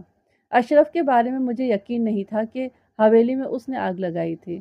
وہ اس ٹائپ کا نوجوان تھا ہی نہیں۔ لیکن اگر محرک بہت بڑا ہوا تو بعض اوقات ایک کمزور آدمی بھی بہت بڑی حرکت کر سکتا ہے۔ اور محرک یہ تھا کہ وہ لوگ 18 سال سے اپنی زمین کی واگزاری کی امید لگائے بیٹھے تھے، لیکن آخری ملاقات میں چودھری نے ان کی ساری امیدوں پر پانی پھیر دیا تھا۔ ایسی صورتحال میں کوئی بھی شخص بڑے سے بڑا قدم اٹھا سکتا ہے، لہٰذا میں نے اشرف کو بلانے کے لیے ایک آدمی کو بھیج دیا اور خود حویلی پہنچ گیا۔ سب سے پہلے یہ اندازہ لگانا چاہتا تھا کہ آگ کس طرح لگی ہوگی۔ حویلی کے بیشتر کمرے جل کر خاک ہو گئے تھے، بعض کی چھتیں گر گئی تھیں۔ میں نے چھتوں کا ملبہ ہٹانے کے لیے چند مزدوروں کو لگا دیا تھا اور ایک ASI کو ان کی نگرانی پر مقرر کر دیا تھا۔ میں نے اسے اس بات کی تاکید کر دی تھی کہ کمروں کی جلی ہوئی چیزوں کو نہ چھیڑا جائے، صرف اوپر سے گرنے والا ملبہ احتیاط سے ہٹا دیا جائے۔ یہ انتظام کرنے کے بعد میں واپس تھانے پہنچا تو اشرف اور اس کی ماں سراج بی بی وہاں موجود تھے۔ میں نے اشرف سے کہا، مجھے اطلاع ملی ہے کہ تم نے چودھری غلام قادر کی حویلی کو آگ لگانے کی دھمکی دی تھی۔ جناب، میں نے کسی کو کوئی دھمکی نہیں دی تھی، اس نے جواب دیا۔ ہماری عزت تو اللہ نے رکھ لی، ورنہ چودھری نے تو کوئی کسر نہیں چھوڑی تھی۔ میں تمہاری بات کا مطلب نہیں سمجھا، سراج بی بی نے کہا۔ جس روز یہاں تھانے میں ہماری چودھری سے بات ہوئی تھی، اس کے اگلے روز چودھری جمال قادر کچھ گنڈوں کے ساتھ ہمارے گھر پہنچ گیا تھا۔ گنڈے لے کر پہنچ گیا تھا؟ تم نے یہ بات مجھے کیوں نہیں بتائی؟ بات یہ ہے بیٹا کہ ہم ان لوگوں کا مقابلہ نہیں کر سکتے تھے۔ میں نے تو بس اوپر والے کی عدالت میں اپنا مسئلہ پیش کر دیا تھا، اس کی مہربانی سے ہماری عزت بچ گئی۔ دونوں نے جو ملی جلی تفصیل بتائی اس کا خلاصہ میں آپ کے سامنے پیش کرتا ہوں۔ गुज़िश्ता मंगल के रोज़ रात के 9 बजे सिराज बीबी ने दस्तक के आवाज़ पर दरवाज़ा खोला तो 4 आदमी उसे ढकेलते हुए अंदर कमरे में दाखिल हो गए। उस रोज़ सिराज बीबी की शादीशुदा बेटी भी उनके घर आई हुई थी। उसके हमरा उसकी 2 बेटियां भी थीं, जिनकी उम्रें 12 और 14 साल थी। घर में दाखिल होने वाले 4 आदमियों में से एक चौधरी कादिर जमाल था। बाकी अफराद सिराज बीबी के लिए अजनबी थे। उनकी शक्लें खौफनाक थी। वो सब मुसल्लह थे। एक के हाथ में मिट्टी के तेल का कनस्तर था। जमाल कादिर ने अंदर घुसते ही अशरफ को गिरबान से पकड़ा और उसके मुंह पर थप्पड़ मारे। ये देखकर लड़कियां चीखने लगी तो जमाल कादिर के साथियों ने उन्हें बालों से पकड़ लिया और उनके मुंह बंद कर दिए। ओए, बड़े चौधरी साहब ने मुझे बताया है कि तुम थाने में बहुत उछल उछल कर बातें कर रहे थे। जमाल कादिर ने अशरफ से कहा। उन्होंने मुझे बताया है कि तुमने उनके साथ बड़ी सख्त बदकलामी की है। अशरफ ने हाथ जोड़ते हुए कहा, नहीं जनाब, मैंने तो बड़े अदब से बात की थी। बड़े चौधरी साहब मेरे अब्बा के दोस्त थे। मैं उनके साथ कैसे बदकलामी कर सकता हूँ? तेरा मतलब है कि अब्बा जी ने झूठ बोला है? जी, मैंने ये तो नहीं कहा। आप बेशक मलिक साहब से पूछ लें। मैंने तो कोई गलत बात नहीं की थी। जमाल कादिर उसके मुंह पर थप्पड़ मारते हुए बोला, फिक्र न करो, मलिक साहब का भी बंदोबस्त हो ही जाएगा। ऐसे कई मलिक आए हैं और कई गए हैं, और सुना है तुम लोगों को हिसाब किताब भी करना आ गया है। जमीन के पैसे मांगते हो? सिराज बीबी ने मिन्नत करते हुए कहा, बेटा, तुम जिस तरह कहोगे वैसे ही कर लेंगे। जमाल कादिर ने उसे परे धक्का दिया। बोला, परे हट माई, आइंदा मुझे बेटा मत कहना। तुमने हमारे खिलाफ धोखाधड़ी की रिपोर्ट दर्ज कराई है। हमें माफ़ कर दो चौधरी साहब, हमारी रिपोर्ट लिखाने की मर्जी ये नहीं थी। ये रिपोर्ट थानेदार ने खुद ही लिख ली थी। खुद ही लिख ली थी? जमाल कादिर ने मुंह बिगाड़ कर कहा। अंगूठा भी खुद ही लगा लिया था? सिराज बीबी की बेटी और नवासियां बदमाशों की गिरफ्त में बुरी तरह कांप रही थी। सिराज बीबी ने जमाल कादिर के पैर पकड़ लिए और बोली, चौधरी साहब, हमें कुछ नहीं चाहिए, न ज़मीन चाहिए और न ही पैसा। आज हम सारा झगड़ा ही ख़त्म करने आए हैं, गुलाम कादिर ने कहा। फिर अपने साथी से बोला, रब नवाज, चलो अपना काम शुरू करो। दोनों कमरों में अच्छी तरह मिट्टी का तेल छिड़क दो। इनमें से कोई एक भी जिंदा नहीं बचना चाहिए। ये कोई नई बात या अजूबा नहीं थी। मुतकब्बिर और फिरौन सिफत इंसान इस किस्म की इंसानियत सोज हरकतें करते रहते हैं। पहले भी इस तरह की करते थे, आज भी इसी तरह की करते हैं। जब मजलूम और बेबस अफराद जल रहे होते हैं आग में, तो ये शैतान बाहर खड़े होकर कहके लगा रहे होते हैं। ये लोग ना बूढ़ों की परवाह करते हैं, ना औरतों की, और ना ही जलते हुए बच्चों पर उन्हें तरस आता है। जब रब नवाज नामी बदमाश ने तेल का कनस्तर उठा लिया तो सिराज बीबी और उसका पूरा कुंबा जमाल कादिर के कदमों में गिरकर आह बका करने लगा। सिराज बीबी ने कहा, चौधरी साहब, हमें कुछ नहीं चाहिए। आप हमारी ज़मीन भी रख लें, हम ये बस्ती छोड़कर चले जाएंगे। दोबारा कभी इधर का रुख नहीं करेंगे। जैसा कागज़ चाहो लिखवा लो हमसे, पर हमारे ऊपर ये जुल्म न करो। मैं तुम्हें अल्लाह और रसूल का वास्ता देती हूँ, हमें जिंदा न जलाओ। हम खामोशी से ये बस्ती छोड़कर चले जाएंगे, किसी से कुछ नहीं कहेंगे। रब नवाज, ज़रा ठहरो, जमाल कादिर ने कहा। इस बुढ़िया की बातें कुछ समझ में आती हैं। रब नवाज रुक गया। बोला, हमने तो सोचा था कि कुछ तमाशा देखेंगे, पर जैसे आपकी मर्जी। जमाल कादिर ने कुछ सादा कागज़ और स्टैम्प पेपर निकाले, उन पर सिराज बीबी से अंगूठा लगवाए और अशरफ से दस्तखत करवा लिए। फिर बोला, मैं तुम लोगों को बस्ती छोड़ने के लिए सिर्फ 3 दिन की मोहलत देता हूँ। अगर तुम लोग 3 दिन के बाद यहाँ नज़र आ गए तो मैं कोई सवाल जवाब नहीं करूँगा। तुम लोगों को अंदर बंद करके इस घर को आग लगा दूंगा। तुम्हारा ये मकान रब नवाज ने खरीद लिया है 2,000 रुपए में। कोई पूछे तो बता देना, जमीन भी हमने खरीद ली है। अब तुम्हारी इस इलाके में कोई जायदाद नहीं है, समझे? 3 दिन तो बड़े थोड़े होते हैं, सिराज बीबी ने उससे मिन्नत करते हुए बोली। इतनी जल्दी हम कहाँ से इंतजाम करेंगे? 15 दिन की मोहलत दे दें। 15 दिन की मोहलत नहीं मिल सकती, ज्यादा से ज्यादा 1 हफ्ते की मोहलत देता हूँ। और हाँ, अगर वो तुम्हारा थानेदार आए तो उससे कह देना कि तेरा हमारे साथ में राजीनामा हो गया है, और ये भी कह देना कि तुझे 20,000 रुपये मिल गए हैं। जाने से पहले उन बदमाशों ने लड़कियों की बेहुरमती भी की। सिराज बीबी ने मुझे बताया कि चौधरी के जाने के बाद वो सारी रात रो रो कर खुदा को पुकारती रही। उसके बच्चों और नवासियों को भी सारी रात नींद नहीं आई। 5 रोज के बाद जब उसने चौधरी के कुंबे के जलने की खबर सुनी तो वो सिजदे में गिर गई और उसने शुक्राने के 2 नफिल पढ़े। थानेदार पुत्र, ये सब अल्लाह ताला ने किया है। सिराज बीबी ने बात खत्म करते हुए कहा। जिस वक्त हवेली में आग लगी उस वक्त अशरफ लाहौर गया हुआ था मकान का बंदोबस्त करने। साथ उसका दोस्त साजिद अली भी था। दोनों कल शाम ही वापस आए हैं। अशरफ ने लाहौर में अपनी मसरूफियात की पूरी तफसील बताई। दोनों के बयानात में कोई खामी नजर नहीं आती थी, लिहाजा मैंने उन्हें जाने की इजाज़त दे दी। ताहम जाने से पहले मशवरा दिया कि वो पटवारी मोहम्मद हुसैन की मदद से अपनी ज़मीन के कागजात की नकुल निकलवा ले। मुझे यकीन था कि चौधरी के पास जो कागजात थे वो सब कुछ जल चुके होंगे। सुनने वाले, आप ये सोच रहे होंगे कि ये कहानी यहाँ ख़त्म हो गई, अब कहने सुनने वाली कोई बात नहीं रही। तो अर्ज़ ये है कि अभी कहानी ख़त्म नहीं हुई है। हुनूज़ एक अजीब बात बाकी है, और शायद यही वो बात है जिसकी वजह से ये वाक़या मैंने आपकी खिदमत में पेश करने के लिए मुंतखब किया है। थाने के कामों से फ़ारिग होकर मैं 4 या 5 बजे के करीब हवेली पहुंचा। एएसआई बड़ी बेचैनी से मेरा इंतज़ार कर रहा था। मलिक साहब, एक बड़ी अजीब चीज़ मैंने देखी है। अभी तक उसकी वजह मेरी समझ में नहीं आई। वो मुझे जली हुई ख्वाबगाह में ले गया। वहाँ हर शय जलकर राख हो चुकी थी। एएसआई ने एक जली हुई चारपाई के दरमियान इशारा किया।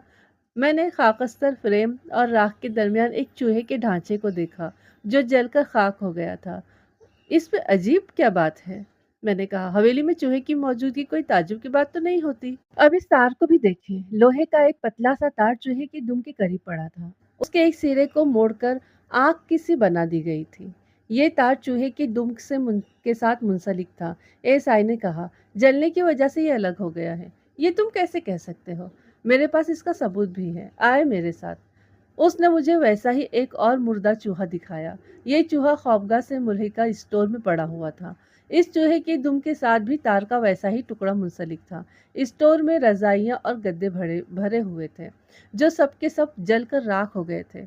मुर्दा चूहा गद्दों की राख के करीब पड़ा था। उसकी दुम से मुंसलिक तार के दूसरे सिरे पर जले हुए कपड़े की राख पड़ी थी। गालबन वो कपड़ा तार के साथ बंधा हुआ था। वैसा ही एक तीसरा चूहा बरामदे में पड़ा हुआ था। वो जले हुए फर्नीचर के नीचे पड़ा हुआ था। उसकी दुम के साथ भी ऐसा ही तार मुंसलिक था। बात बड़ी वाज़ेह मालूम होती थी। किसी ने चूहे की दुम के साथ कपड़े के टुकड़े बांधकर उन्हें आग लगाई और चूहे को हवेली में छोड़ दिया। बज़ाहिर ये नजर आता था कि सारी कार्रवाई बड़ी मंसूबा बंदी से की गई थी। चूहों को इस तरीके से छोड़ा गया था कि आग भड़क उठने के बाद बाहर निकलने के रास्ते मसदूद हो गए थे। चूहे आग की तपिश के बास दौड़ते रहे थे और जगह जगह आग लगाते चले गए थे। बरामदे में एक मिट्टी के तेल का कनस्तर भी पड़ा हुआ था। वो पहलू के बल पड़ा था और खाली था, ताहम उसमें मिट्टी के तेल की बू मौजूद थी। मेरा ख्याल है कि ये किसी घर के भेदी का काम है, एएसआई ने कहा, और ये सारा काम बरामदे में किया गया था। चूहों की दिमों के साथ जो कपड़े बंधे गए थे, उन्हें तेल में भिगो दिया गया था, और उस तरफ के तीनों दरवाजे बाहर से बंद थे। ये चूहों वाली बात मेरी समझ में नहीं आई। मैंने कहा, अगर किसी ने उस बरामदे में ये सारा ड्रामा किया है तो उसे चूहों का चक्कर चलाने की क्या जरूरत थी? वो बड़े आराम से मिट्टी का तेल छिड़क कर आग लगा सकता था। पहले चूहे छोड़ना, फिर मिट्टी के तेल का कनस्तर औंधा करना कुछ अजीब सी बात लगती है। एएसआई ने कहा, मलिक साहब, सारे मुजरिम अक्लमंद नहीं होते। ये किसी अहमक मुजरिम का काम मालूम होता है। सिराज बीबी ने रब नवाज नामी उस शख्स का जिक्र किया था। मैंने आसपास के लोगों से उसके बारे में पूछगछ की और 2 सिपाही भेजकर उसे हवेली बुलवा लिया। वो उन छोटे बदमाशों में से था जो जागीरदारों के टुकड़ों पर पलते हैं और उनके इशारों पर अपने ही तबके के अफराद पर जुल्म ढाते हैं। वो खासा पला पलाया शख्स था। मैंने कहा, रब नवाज, तेरे अन्नदाता तो मर गए। वो पीले दांत निकाल कर बोला, कोई बात नहीं सरकार, कोई और हवेली देख लेंगे। मैंने बड़े जोर से उसके मुंह पर थप्पड़ मारा, और उस अचानक थप्पड़ के लिए वो बिल्कुल तैयार नहीं था। बुरी तरह बौखला गया। हवेली नहीं, हवालात, कुत्ते के बच्चे। थानेदार साहब, ये आप क्या कर रहे हैं? उस वक्त हम हवेली के बरामदे में खड़े थे। मैंने एक सिपाही से कहा, जाओ परचून की दुकान से मिट्टी के तेल की एक बोतल ले आओ। सिपाही के जाने के बाद मैंने एएसआई से कहा, इसके हाथ पर बांध दो, मैं इसके ऊपर मिट्टी का तेल छिड़क कर इसे आग लगा दूंगा। उसके चेहरे पर खौफ उतर आया। हाथ जोड़ते हुए बोला, थानेदार साहब, मेरा कोई कसूर भी तो पता चले। मैंने एक तगड़े सिपाही से कहा कि उसे पीछे से काबू करके खड़ा हो जाए। सिपाही ने उसे शिकंजे में कस लिया। सुन ओए रब नवाज, मैं तेरी बदमाशी का सारा किस्सा मालूम कर चुका हूँ, लेकिन अब ये किस्सा मैं तेरी जुबान से सुनना चाहता हूँ। अगर तेरे मुंह से एक भी गलत लफ्ज निकला तो यहाँ से तेरी लाश ही जाएगी। पहले तो इस कनस्तर को देख, क्या तू इसे पहचानता है? मैंने अपना रूलर बिल्कुल तैयार पकड़ा हुआ था। वो थूक निगलते हुए बोला, ये मिट्टी के तेल का कनस्तर है। میں نے رولر سے اس کے کندھے پر ضرب لگائی اور کہا، میں نے پہچاننے کی بات کی ہے، کیا یہ وہی کنستر ہے جسے تم جمال قادر کے ہمراہ سراج بی بی کے گھر لے گئے تھے؟ اس نے لمحہ بھر توقف کیا، پھر میرا ہاتھ بلند ہوتے دیکھ کر بولا، جی جی یہی ہے۔ کتے کی دم، تم اس بیوہ عورت کو اس کی بیٹی، بیٹے اور نواسیوں کو گھر کے اندر جلا کر تماشا دیکھنا چاہتے تھے؟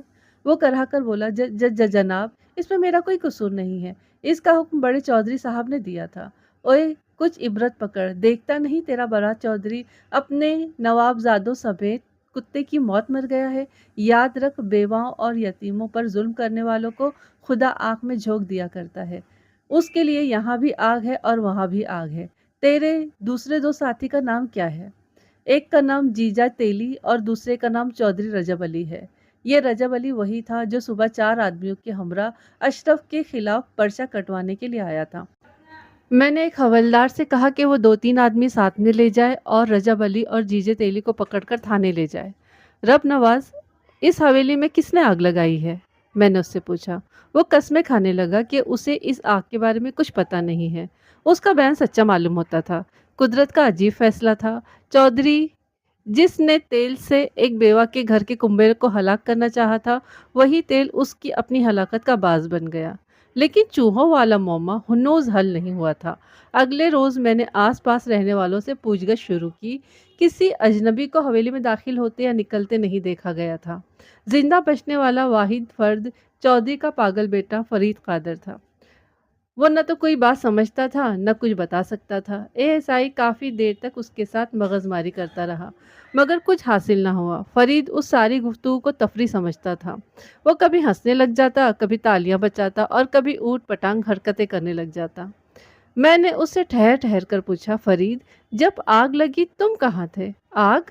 اس نے دونوں ہاتھ پھیلائے۔ تماشا، بہت سارے لوگ، تماشا، ہو۔ وہ اب بھی ان سب کو کھیل تماشا ہی سمجھ رہا تھا۔ تمہارے ساتھ کون تھا؟ آگ، بہت ساری آگ، تماشا، ہو۔ کافی دیر تک ایسے ہی سوال و جواب کے بعد مجھے اچانک خیال آیا۔ میں نے پوچھا، فرید، چوہا، تم نے چوہا دیکھا ہے؟ اس کی آنکھوں میں چمک سی پیدا ہوئی۔ بولا، چوہا، تماشا، آگ۔ غالباً کوئی بات اس کے ذہن میں آ رہی تھی۔ میں نے اس کی حوصلہ افزائی کرتے ہوئے کہا، ہاں شاباش، تم نے چوہا کہاں دیکھا ہے؟ چوہا؟ اس نے سینے پر ہاتھ مارا اور بولا، چوہا، میں جیرا تماشا، ہو۔ پہلی دفعہ ایک نام اس کی زبان پر آیا تھا۔ جیرا کون ہے؟ میں نے پوچھا۔ اس نے پھر سینے پر ہاتھ مارا، بولا، جیرا میں چوہا۔ یہ جیرا کوئی ملازم معلوم ہوتا ہے۔ میں نے اے ایس آئی سے کہا، تم آس پاس سے پتہ کرو اور اس نام کے جتنے لوگ ہیں انہیں ساتھ لے آؤ۔ کوئی آدھے پون گھنٹے بعد اے ایس آئی ایک 9-10 سالہ لڑکے کو ساتھ لیے حویلی میں پہنچ گیا۔ لڑکے کے ساتھ اس کا باپ بھی تھا۔ دونوں کے چہرے اترے ہوئے تھے۔ لڑکا کچھ زیادہ ہی خوفزدہ نظر آتا تھا۔ اس کا نام نذیر عرف جیرا تھا۔ فرید نے جیرے کو دیکھا تو خوشی سے تالیاں بجانے لگا۔ جیرا آ گیا، جیرا آ گیا، جیرا آ گیا۔ میں نے جیرے کی گھبراہٹ دور کرنے کے لیے 2-4 دوستانہ سوالات کیے، پھر پوچھا، جیرے، یہ چوہوں کا کیا قصہ ہے؟ یہ سوال سنتے ہی اس کی آنکھیں خوف سے پھیل گئی۔ بولا، 100 ربطی، میرا کوئی قصور نہیں ہے، میں نے تو کچھ بھی نہیں کیا۔ اس فرید نے مجھ کو کہا تھا کہ آؤ چوہوں کا تماشا کرتے ہیں۔ گھبراؤ نہیں پتر، ہم نے کب کہا ہے کہ تمہارا قصور ہے؟ ویسے ہوا کیا تھا؟ چوہے کو کون لے کر آیا تھا؟ چوہے تو جی پنجرے میں پھنسے ہوئے تھے، 4-5 تھے۔ چاچی نے مجھے پنجرا دیا اور کہا کہ چوہوں کو چھیڑ میں ڈبو کر مار دوں۔ میں جانے لگا تو فرید نے مجھے روک لیا، کہنے لگا، آؤ چوہوں کا تماشا کرتے ہیں۔ کون سی چاچی نے پنجرا دیا تھا؟ فرید کی اماں نے۔ اچھا، پھر کیا ہوا؟ جی پہلے تو ہم چوہوں کو ایسے ہی چھیڑتے رہے، پھر یہ فرید کہنے لگا کہ چوہوں کی دم میں کپڑا باندھ کر آگ لگاتے ہیں۔ میں نے منع بھی کیا لیکن یہ نہیں مانا۔ تم لوگوں نے چوہوں کی دم کے ساتھ کپڑا کیسے باندھا؟ یہ جی ہاتھ میں کپڑا لپیٹ کر چوہا پکڑتا تھا، میں تار کے ساتھ کپڑا باندھ کر تار کو چوہے کی دم پر لپیٹ دیتا تھا۔ کپڑے پر مٹی کا تیل بھی ڈالا تھا تم لوگوں نے؟ آہو جی، اس نے کپڑے کو کنستر میں ڈبویا تھا۔ پھر کیا ہوا؟ پھر یہ ماچس لے آیا اور ایک ایک چوہے کے کپڑے کو آگ لگا کر چھوڑتا گیا۔ 2-3 چوہے کمروں میں گھس گئے۔ میں نے فرید سے کہا کہ اب تمہارے ابا جی تمہیں بہت ماریں گے۔ اس نے ڈر کے مارے سارے دروازے بند کر دیے۔ تھوڑی دیر بعد اندر شور مچ گیا اور ادھر آگ لگ گئی تھی۔ ہم ڈر کے مارے باہر بھاگے تو فرید کی کنستر سے ٹکر ہو گئی اور وہ کنستر الٹ گیا۔ بات ختم کرتے ہی اس نے رونا شروع کر دیا اور بار بار یہی کہتا تھا، ایمان سے میں نے کچھ نہیں کیا، میرا کوئی قصور نہیں ہے، میں نے اسے اس کے باپ کے ہمراہ رخصت کر دیا۔ اس کا واقعی کوئی قصور نہیں تھا، قصور اس پاگل فرید کا بھی نہیں تھا۔ اس ساری کارروائی میں در حقیقت قدرت کا دست انتقام کام کر رہا تھا۔ یہاں پر یہ کہانی ختم ہو جاتی ہے اور آ جاتے ہیں ہم اپنی باتوں پر۔ سب سے پہلے ہم آ جاتے ہیں چودھری غلام قادر پر، جس سے کتنا گھمنڈ تھا۔ اللہ نے جو دولت عطا فرمائی تھی اس پر اسے کتنا گھمنڈ تھا۔ اس نے 18 سال تک ایک بیوہ سے سود کی رقم لی اور اصل رقم جہاں کی وہاں، اور وہ اوپر سے اور زیادہ بڑھ گئی۔ تو 20 سال میں اس نے 20-21 ہزار روپے اس وقت کے اس نے چکا دیے، جبکہ قرض کتنا تھا؟ صرف 5,000 روپے +1 اس نے ایک جو بڑھا دیا تھا وہ۔ اور کتنی بڑی دھوکہ دہی کی تھی اس نے۔ بھلے اس نے جرم کیا تھا، فضل دین کے شوہر نے، بھلے وہ مجرم تھا، لیکن یہ اسی نے ہی تو اس کو اس جرم کے لیے اکسایا بھی تھا نا۔ اور کورٹ میں جا کے کیسے بدل گیا، کیا کہا تھا اس نے کہ میں اس کو چھڑا لوں گا، بچا لوں گا، اور اس کو گواہی دے کر خود پھنسا دیا، اور وہ بیچارہ ٹینشن میں آ کے ہی 5 سال میں وہاں جیل میں ختم ہو گیا۔ اب اس بیوہ سے اس نے جھوٹ اور سچ بول کے جیسے بھی اس نے سود کی رقم اس پر چڑھا دی اور وہ قرضے میں اس کو ڈبا دیا، اور زمین اس کی ہتھیا لی، اور زمین دینے تیار نہیں تھا۔ کیسے کیسے لوگ ہیں نا دنیا میں، اتنا سب اس کے پاس، اور وہ تھوڑی سی زمین کے لیے اس نے اپنا ایمان خراب کر رکھا تھا۔ لیکن اللہ تعالیٰ نے بھی اس کو کیسی عبرت کی سزا دی، اور اس کا بیٹا کتنی غلط حرکت کی تھی کہ گھر میں گھس کر اس نے اس لڑکے کو مارا، اشرف کو مارا، پھر اس کی بہن کو اور اس کی بہن کی بچوں کے ساتھ میں پتہ نہیں کیا نازیبہ حرکت کی تھی۔ تو اللہ نے تو کہیں نہ کہیں اس رات، پوری رات سراج بی بی جانماز پر بیٹھی دعائیں مانگ رہی تھی رو رو کے، تو کہیں نہ کہیں تو قبول ہونی تھی، سو قبول ہو گئی۔ پورا خاندان ختم ہو گیا، بچا تو کون بچا؟ ایک پاگل لڑکا بچا۔ اور آگ کس نے لگائی؟ گھر کے چراغ نے۔ کہتے ہیں نا، آگ گھر کو لگی، گھر کے چراغ سے وہی ہو گیا۔ تو اللہ تعالیٰ کہیں نہ کہیں کر ہی دیتے ہیں برابر۔ اللہ تعالیٰ رسی ڈھیلی رکھتے ہیں کہ انسان سدھر جائے، لیکن جب انسان نہیں سدھرتا ہے نا تو پھر اللہ تعالیٰ کو رسی ٹائٹ کرنی ہی پڑتی ہے۔ ایسے بہت سارے لوگ ہیں تو جو ہماری زندگی میں نے کچھ وقت سے اس کی کہانیاں اس کی جو ایپیسوڈز ڈالے نہیں ہیں، اس کے بھی ڈالنے ہوں، کیونکہ اس نے پھر سے اپنا چکر شروع کر دیا ہے، تو اس کا بھی ڈالنا ہی ہوگا۔ تو بہت جلد اس کی کہانی ڈالوں گی تاکہ جو لوگ اس کے جال میں پھنس رہے ہیں تو وہ نہ پھنسے، کیونکہ اس نے پھر اپنا شر پھیلانا شروع کر دیا ہے، پھر لوگوں کو جھوٹ بول بول کر پیسے لینا شروع کر دیا اس نے۔ تو ڈالنی بہت ضروری ہے، ہمارا نہ صحیح لوگوں کا، امت کا ہی بھلا ہو جائے۔ بس آپ لوگ دعا کریں کہ ہر نیک کام میں اللہ تعالیٰ ہمیں جوڑے رکھے۔ آپ لوگ بھی اس سے جڑیے، اور آپ لوگ بھی اس کہانی کو زیادہ سے زیادہ شیئر کریں، تاکہ اس کہانی کو سن کر آپ لوگوں کو پتہ ہو جائے گا، جو لوگ نئے نئے جڑے ہیں۔ تو انشاءاللہ میں بہت جلد ڈالوں گی اس کی کہانی، تو پھر آپ لوگ بالکل شیئر کریے، اور اس کہانی پر آپ لوگ مجھے لائک کریے، لائک کریے، لائک کریے۔ بڑے کنجوس ہیں آپ لوگ، سارے کے سارے، مطلب کچھ لوگ لائک کرتے ہیں، مطلب اگر 1,000 لوگ اس کو سنتے ہیں، دیکھتے ہیں، تو اس میں سے کبھی 75 لائک آتے ہیں، کبھی 100 آتے ہیں، کبھی اس سے کم ہوتے ہیں۔ تو آپ لوگ لائک کریں نا، ایک لائک کرنے میں کیا جاتا ہے آپ لوگوں کا؟ کر دیجئے نا لائک، میرا ہی بھلا ہو جائے گا، بھلا کریے میرا۔ چلیے، سنتے وقت ہی لائک کریے، ٹھیک ہے؟ اور جن لوگوں نے اب تک کے سبسکرائب نہیں کیا ہے، سبسکرائب کریے، اور ہمیشہ اللہ نے جن چیزوں سے منع کیا ہے ہم کو ان سے دور رہیے، اور جن چیزوں کے کرنے کا حکم دیا ہے ان کو کرتے رہیے۔ اس کہانی کا نچوڑ یہی تھا کہ بیوہ اور یتیم بچوں کا مال نہیں کھانا چاہیے، ان پر ظلم نہیں کرنا چاہیے، ان کی ہمیں ہیلپ کرنی چاہیے، مدد کرنی چاہیے، ہو سکے تو ہم ان کے لیے اگر کچھ نہیں بھلا کرے تو ان کو تکلیف بھی نہ دیں، کیونکہ اللہ کی رحمت اگر ہم پر آ رہی ہے تو اللہ تعالیٰ اپنی رحمت ہم سے ہٹا دیں گے، اور ہم کو ایسی ایسی مصیبتوں میں پھنسا دیں گے کہ ہم نے وہ چیزیں سوچی بھی نہ ہوگی۔ تو اللہ ہم کو سکون اور امن والی زندگی عطا فرمائے۔ بس آج کی کہانی یہیں تک، لائک کریے، پھر سے ایک بار یاد دلا رہی ہوں، اور جن لوگوں نے سبسکرائب نہیں کیا سبسکرائب کریے، شیئر کریے، کمنٹس لیجیے، کمنٹس لیجیے، کمنٹس لیجیے۔ چلیے ملتے ہیں کسی اچھی سی کہانی کے ساتھ میں، تب تک کے لیے السلام علیکم، اللہ حافظ، اپنا خیال رکھیے، ٹھیک ہے؟